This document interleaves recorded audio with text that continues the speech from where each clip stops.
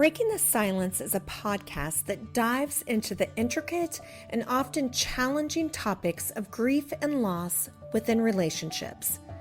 Through insightful discussions, the podcast aims to explore how pain can be transformed into purpose, leading to healing and growth.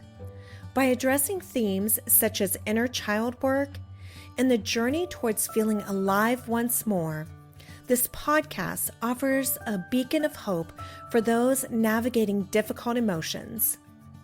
Ultimately, Breaking the Silence aims to guide listeners towards moving forward and embracing all the blessings that life has in store as they embark on a journey of self-discovery and spiritual fulfillment.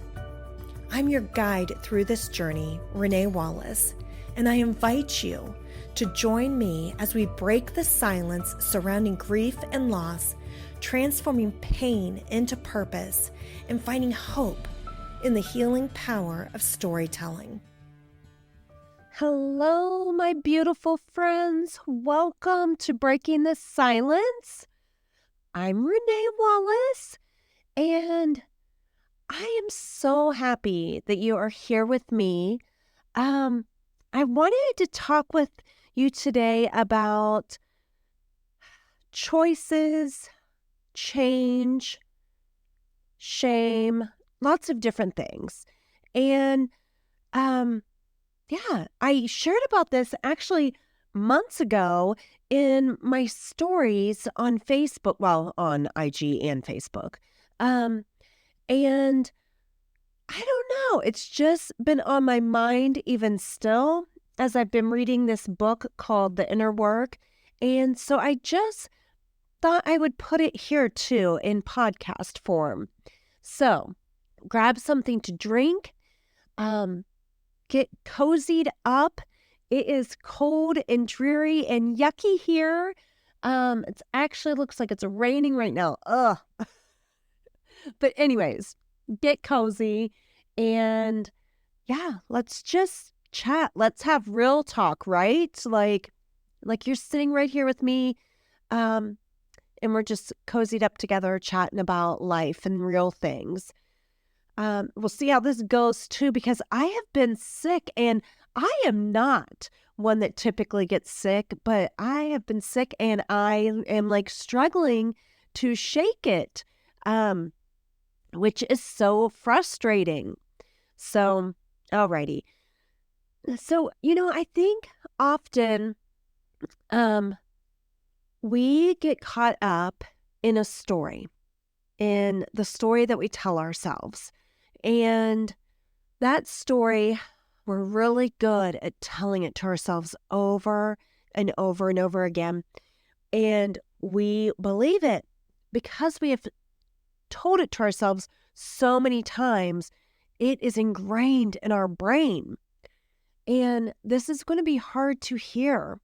And you might not like me for saying it, but we can get really caught up in playing the victim. And I know, I'm sorry. I know that's hard to hear, but it is truth. And we have to look at our life and look at our circumstances and look at our relationships and look at the situations and know that we do have control over that. We are creating those things. We might not realize we're doing it, but we are. We are subconsciously choosing the things that confirm what we already believe about ourselves. And actually, I don't know, I just happened to open this book up to this part as I was getting ready to record. And so I'm just going to read this now and put it here and see, maybe it resonates with you. We'll go with it, right? So it says, and I have it highlighted, so obviously I feel like it was important. Shame, guilt, fear, anger, doubt, insecurity, impatience, judgment all become strengthened and infused with our biological chemistry each time we choose to go there. The habit of indulging in any particular emotion or thought pattern leads to the theme of consciousness becoming our automatic and effortless response to life. So I hope that makes sense to you. Like, it's basically saying that themes of consciousness are inherited, trained, conditioned, exercised, and reinforced until they gradually become subconscious and generate the sense of who we think we are. So all that stuff, we do it so much that it's just ingrained in our brain. That does not mean we cannot change it. I am not saying that. We can create new neuro pathways. It has been proven. So all those, like, if you hear the sayings, you can't teach an old dog new tricks, or I'm too old to change now, or I've been this way my whole life. What's going to be different? Well, first of all, right there, I'm sorry, but that right there, that statement, that is victim mentality right there. That is basically saying, I have no other option. This is just who I am. This is just how it is. This is how it's always going to be. This is just my life. And I'm saying this all very bluntly, but I hope you always hear my heart in it. It is never coming from a place of like, get it together. It is coming from a place of love, a place of, I get it. I see it. I understand. But we do have a choice. So anyways, what I was saying is, like we say, you can't teach an old dog new tricks or whatever, or I'm too old to change. Yes, you are absolutely correct in the sense that those grooves in our brain, those pathways are deep now because we've been, especially if you're like my age, you've been using that for so long, and that story just going back and forth, and then we create circumstances or situations or relationships that reconfirm it. So then there it is, another like groove put in, like, see, I knew it. But we can change the pathway. We can create new grooves, new paths to something different. And of course, that comes when we start to be aware of ourselves. Because if we're just going on autopilot all the time and just letting anything happen and letting our emotions control everything, then of course we're not even aware enough to see it. But if we can start to self-reflect, so look inward at ourselves, especially in moments when we feel maybe triggered or, like I've talked about this enough. I hope that you're starting to get the idea of what I mean by triggered. Like you just feel like this intense reaction come up in your body, whatever it might be. Like maybe it's you feel your heart start racing, or you feel your mind start racing, you start ruminating, you start telling this story in your brain over and over and over again. You feel your pulse increase, whatever it is. Those are your cues right there first to start to get very curious with yourself. Like, what's going on here? And when we can start to get curious with ourselves from a compassionate place, not shaming ourselves, because shame, and we'll talk about this probably more, but shame will keep you stuck. Shame will keep you like, and it is a very, actually, I've shared this on another episode that I've recorded. It hasn't aired yet, but I'll see if I can find it real quick, what it says about shame. But anyways, we want to do it from a very compassionate place. And when we can start to just be aware of ourselves and say, what's coming up for me right now? Like, why am I feeling this? And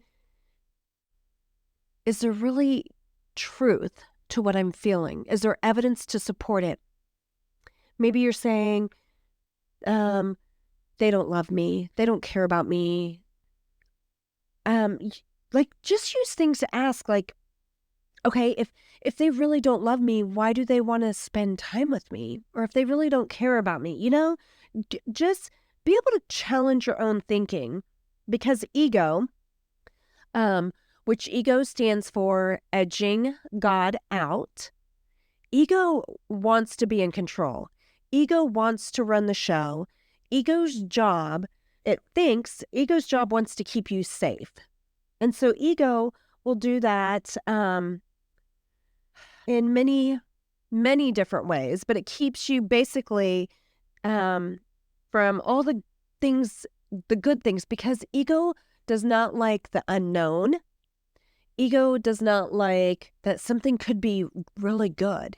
Like, and not even because more of the fact that it just doesn't want, I don't know if I'm going to be able to find this about um, shame. But anyways, ego wants to keep us stuck and ego tries to protect us, but it's protecting us from all the really good, amazing things in life. Okay, I found it. So here is what it says. The most extreme of the mind's destructive beliefs is the delusion of shame. Shame stems from the lie that we are rejected, invalid, and beyond the graces of love and happiness. Love and forgiveness. It believes itself to be unlovable, unwanted, a waste, and destined for an existence of suffering. And on this other page here, it says, just as I was even talking about ego, it says the ego tends to get itself rejected due to shameful choices. This creates a validation cycle of self-rejection and rejection from others. It is important to address any wounds of rejection we may be holding on to, no matter how insignificant we may feel they are, because the energy of shame is like a festering sore that slowly decays the soul if left unhealed. So do you get that? That's what it's talking about. Like the ego then will get itself rejected, and it either self-rejects or gets other people to reject him to confirm those things. And we have to heal that, of course, because shame is so destructive to the person. And so this might be sort of random in my thoughts. So sort of bear with me because again, like this isn't like something that I sort of had like an idea of. I mean, I had an idea of like things that were on my mind, but I'm just sort of, like I said, going with it of that if we were sitting here chatting right now, like we would just be talking about this stuff. So if it seems random or if I go off on a, squirrel brained and go off on something different and you're like, wait, I wanted to know about this. Feel free to message me and ask me and we can chat about it more.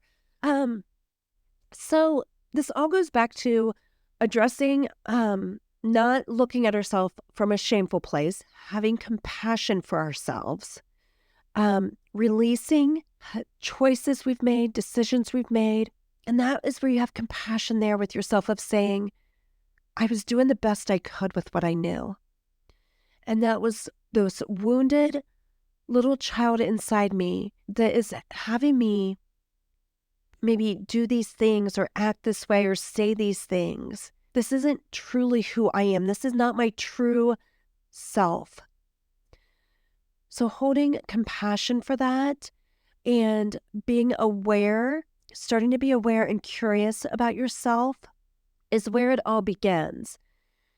And then we have to make a choice. It's just literally deciding. It's not saying, I'm going to try. Try leaves room for whatever, right? When we make a decision, we cut off all other possibility. That is the Latin root word of that is to cut off, to die off. We cut off any other possibility. We decide we're going to do something. And I'm not saying that when you make that decision that it is going to be easy, whatever it is that you're doing, but you have to make the decision. I am changing my life. I am not chained to this story. I get to create whatever I want. Yes, you can choose to stay in victim mode if you want. You can sit there your whole life stuck, wondering why nothing is changing. And I always get fired up on this because the reality is nothing changes if nothing changes. It is easy to stay in the woe is me. And I'm not saying I don't ever experience those feelings, but I even had to make a choice that I was not going to stay stuck. I was not going to play victim to my story. I was not going to let the fact that I lost a child or that my kids lost their dad or the man that I spent almost 30 years of my life with, that we lost them, that my friend a year later died, one of my best friends. Yes, those are really, really sad, crappy things that happened. But I got to decide that I was going to use it for something good, that there had to be purpose and meaning in it, that it wasn't going to be wasted. And I don't know what your story is, but what if you decided, yeah, here is my story. Here is what my whole life has been like so far. But guess what? I'm going to use it for something good. I'm going to change my story. I'm going to heal my wounds, and I'm going to help other people that are struggling with the same thing I've struggled with, because God didn't give you something. And I'm not saying that we didn't have our own choices and things. Don't get me wrong, but He will use your story. He will redeem it. There is nothing that you have done that He cannot use. So and I talked about this also in the last episode I just recorded. Again, it hasn't aired yet, but we can think we're too messed up or we're too far gone, but we are never outside of God's sovereign hand and what He can do with our story and how He can use it for something so incredibly beautiful. What you think is so messed up, God is like, watch me. Watch what I can do with those broken pieces. And He can turn it into a masterpiece. But you have to decide. You have to make the choice that it's time for something different. And this is my heart, of course. That is why I'm doing this podcast. That is why I started coaching, because my heart is to help others. My heart is to show you that there can be something different, that there is the love and the grace of God. That is my most important thing, always to point to Jesus, always. But to show you that you can have the life that God wants for you, that you want for yourself, that you can make changes, that you can decide, but you have to decide first. And then you have to take the next right step. So you have to ask yourself, what's my next right step today? And I don't know what that is for you, because I don't know what your situation is or your circumstances, but I do know that there are endless resources, probably for whatever you are going through. And if you don't know the resources, reach out to me and I will be happy to try to help you connect with whatever you need. But I share resources here, like when I shared all about attachment style and our insecure attachments, and I shared all kinds of resources. I shared books. I shared TikTok accounts for, doctors and therapists, and where you can go and just learn and learn about yourself and learn how to begin to heal those wounds. So I can give you all kinds of resources. But if you don't choose to take them, and if other people are offering you resources and you don't choose to take the help, that's on you. I'm sorry, my friend. We can lead a horse to water, but we cannot make them drink. And so I can give you all the resources in the world, but you have to decide. And once you decide, you make the next right step. And you do that one foot in front of the other. If that is not anything I learned after losing a child. Okay, I needed a second to breathe there. I might still need to breathe through that. That is one thing I had to learn after losing my son. And then again with Dave and with Michael, one step at a time, literally. Sometimes it is one moment at a time.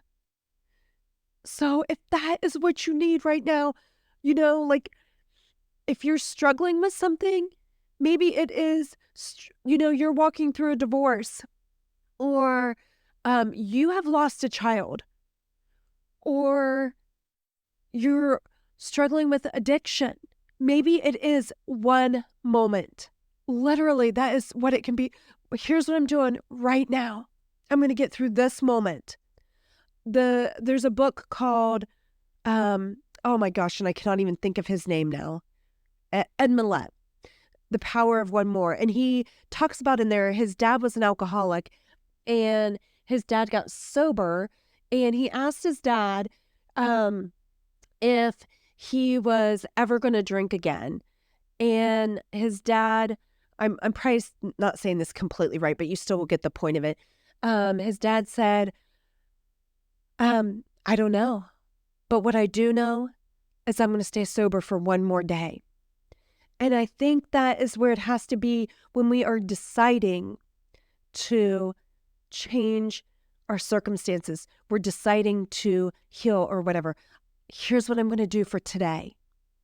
And if it's something so dark, if it's something, like I said, like the death of a child or a spouse, or you're struggling with some kind of addiction, maybe it is literally right now in the very beginning, like that's in the very beginning, that's what it was. Like, one more minute, like I'm getting through this minute, I'm getting through this hour. And as you go, okay, we're getting through, I got through the week, I made it to the weekend. And sometimes the weekends, we don't need to get into all that, but the weekends were really hard for me for some reason after Bryant died. And just maybe because, actually, I don't know why I'm going off on this, but I'll still share it. And I guess even when Dave died too, for sure. I think because the week provided structure for me, right? Like school schedules, all the routine and everything. And then the weekend came, and there's a whole lot of extra free time, right? To think. And so that space was a very hard space for me. Weekends were hard. And there are resources for that too. You got to be able to ask for help, and help in the sense of, if it's going to coaching, if it's going to therapy, if it's getting in meetings, if it's reaching out to a friend and saying, hey, the weekends are really tough for me. Can we go grab a coffee? Or can we go get something to eat? Or can we go walking? I don't know. You have to ask for help in those. Use resources, use the people that are there for you to support you, the people that want to support you. So I say all this to say, and hopefully it's all sort of coming together of what I'm trying to communicate here, but that we can make the decision to change our story, to change our life. And whatever has been, yes, it has been, and it won't be wasted. And it was for something if we choose to use it for something. But we have to decide. And I can't make you decide. I can't make you do anything. The only thing I can do is exactly what I'm doing. One, come on here and use my voice to speak truth over you. To say that you are loved and you are valued and you matter and you are worthy. And God has something incredible that He wants for you. He's waiting for you to decide. And then I can share with you all the resources. If it is in attachment theory, if it's healing wounds, everything I know, I'm more than happy to share that with you. But the only other thing I can do besides those things is pray for you. So know right now, I'm praying over each one of you that listen to my podcast. I am praying over your heart. I am praying over your mind.